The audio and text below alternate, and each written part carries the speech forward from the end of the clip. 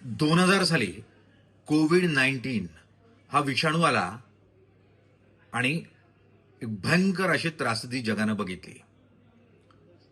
मुळात हा विषाणू आला नाही तर आणला गेला आणि तो काही अब्जोपती करोडपती लोकांनी मुद्दामहून म्हणून आणला असं जर तुम्हाला कोणाने सांगितलं तर हो, अशी चर्चा आता पुन्हा एकदा सुरू झाली आणि याचं कारण आहे ॲप्स्टीन फाईल्स.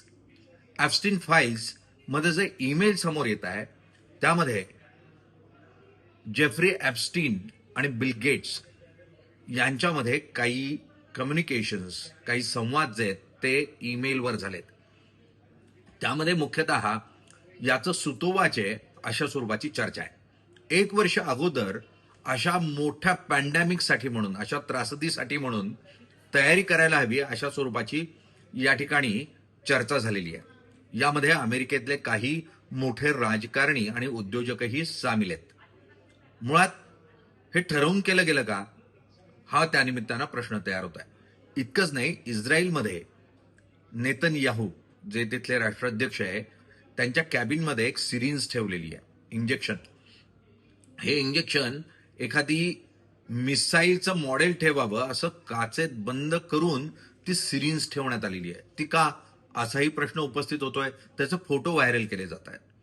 मुळात श्रीमंतांनी जगावर एक मोठी त्रासदी तयार केली आणि त्यातून कोट्यावधी अरबोचा नफा मिळवण्याचा प्रयत्न केला का, हा प्रश्न या निमित्तानं तयार होतोय.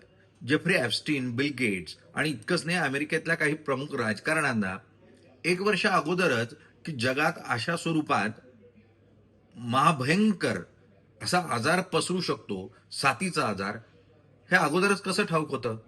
त्यासाठी म्हणून बिल गेट्स फाउंडेशननं या क्षेत्रामध्ये काम करणाऱ्या कंपन्यांमध्ये गुंतवणूक का केली, हा प्रश्न उपस्थित होतोय.